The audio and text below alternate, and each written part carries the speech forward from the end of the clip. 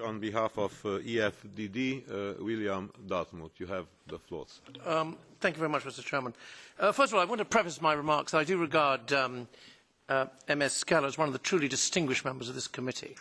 And I think we're greatly honoured to have her as a member. I'm afraid I don't actually agree with all that she's written here. But I do want to actually first of all, address the areas which I do agree with. And I particularly applaud, unlike the representative of the ECR, the emphasis on the United Nations as a mechanism.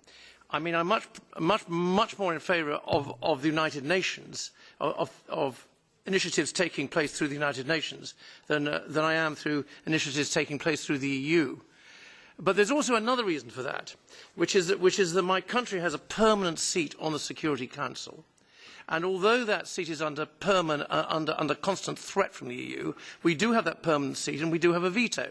Whereas in the European Union, we only have one of 28 commissioners, and actually we've got absolutely no influence at all.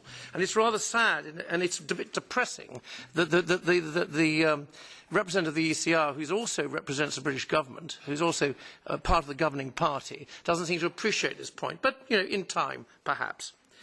Let me go on to the fundamental point about trade policy.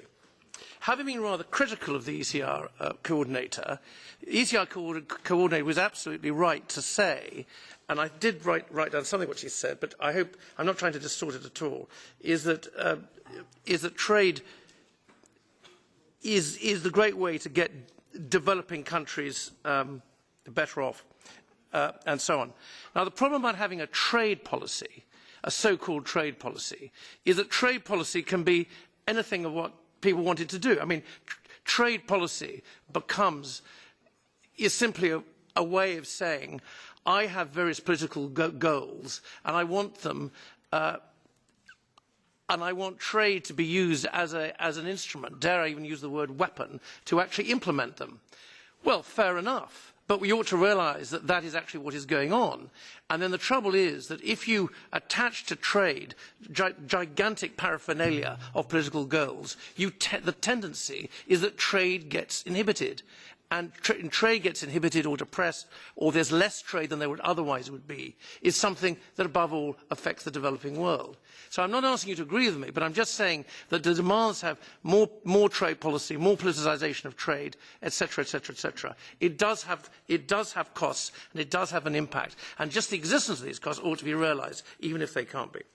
And then finally, I think I'd like to say that I don't think I want to rerun the arguments over TTIP all over again, but I just say that from our point of view, there is one point, there's one area of this which I very much do agree with, which is in fact the segment 5, which says that a possible international court should be within the auspices of the UN.